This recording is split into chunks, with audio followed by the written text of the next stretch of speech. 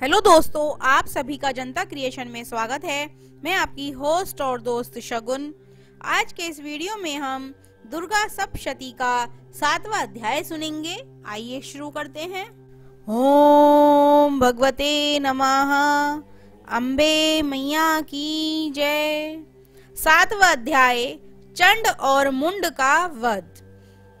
महर्षि मेघा ने कहा, दैत्य राज की आज्ञा पाकर चंड और मुंड चतुरंगिनी सेना को साथ लेकर हथियार उठाए हुए देवी से लड़ने के लिए चल दिए। हिमालय पर्वत पर पहुंचकर उन्होंने मुस्कुराती हुई देवी जो सिंह पर बैठी हुई थीं, उनको देखा। जब असुर उनको पकड़ने के लिए तलवारें लेकर उनकी ओर बढ़े, तब अंबिका को उन पर बड़ा क्रोध आया और मारे क्रोध के उनका मुख काला पड़ गया। उनकी भ्रुकुटियां चढ़ गईं और उनके ललाट में से अत्यंत भयंकर तथा अत्यंत विस्तृत मुख वाली लाल आंखों वाली काली प्रकट हुई, जो कि अपने हाथों में तलवार और पाश लिए हुए थी। वह विचित्र खड्ग धारण किए हुए थी और चीते के चर्म की साड़ी और नर मुंडों की माला पहन रखी थी। उसका मांस सूखा हुआ था और शरीर केवल हड्डियों का ढांचा था, और जो भयंकर शब्द से दिशाओं को पूर्ण कर रही थीं, वह असुर सेना पर टूट पड़ी और दैत्यों का भक्षण करने लगी। वह पार्श्व राक्षसों को, अंकुशधारी महावतों, हाथियों पर सवार योद्धाओं और घंटा सहित हाथियों को एक हाथ से पकड़ पकड़ कर अपने मुंह में डाल रही थीं, और इस प्रकार वह घोड़ों, रथों, सारथियों व रथों पे बैठे हुए सैनिकों को मुंह में डालकर भयानक रूप से चबा रही थीं। किसी के केश पकड़कर, किसी को पैरों से दबाकर और किसी दैत्य को छाती से मसलकर मार रही थीं। वह दैत्य के छोड़े हुए बड़े बड़े अस्त्र शस्त्रों को मुंह में पकड़कर और क्रोध में भरकर उनको दांतों से पीस रही थीं। उसने कई बड़े बड़े असुर भक्षण कर डाले, कितनों को रौंद डाला और कितनी उसकी मार के मारे भाग गए।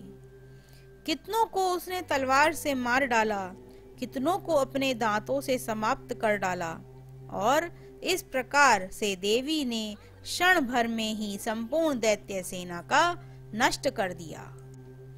यह देख महापराक्रमी चंड काली देवी की ओर लपका, और मुंड ने भी देवी पर अपने भयानक बाणों की वर्षा आरंभ कर दी और अपने हजारों चक्र उस पर छोड़े।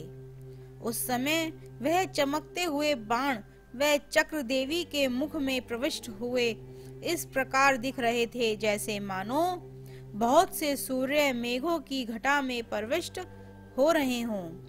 उसके पश्चात भयंकर शब्द के साथ काली ने अत्यंत जोश में भरकर विकट अट्टहास किया।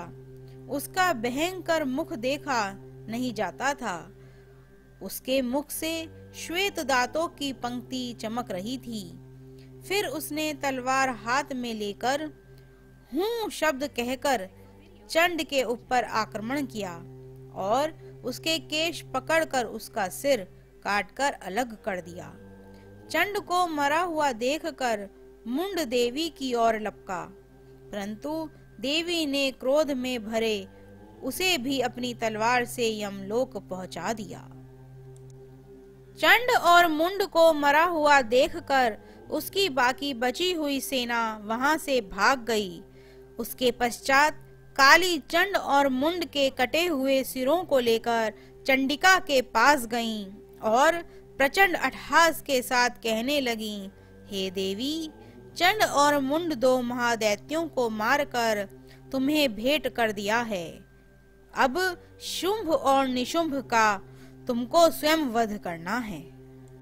महर्षि मेघा ने कहा, वहां लाए हुए चंड और मुंड के सिरों को देखकर कल्याणकाई चंडी ने काली से मधुर वाणी में कहा, हे देवी, तुम चंड और मुंड को मेरे पास लेकर आई हो, अतः संसार में चामुंडा के नाम से तुम्हारी ख्याति होगी। सारा जग तुम्हें चामुंडा के नाम से जानेगा। ओम भगवती नमः।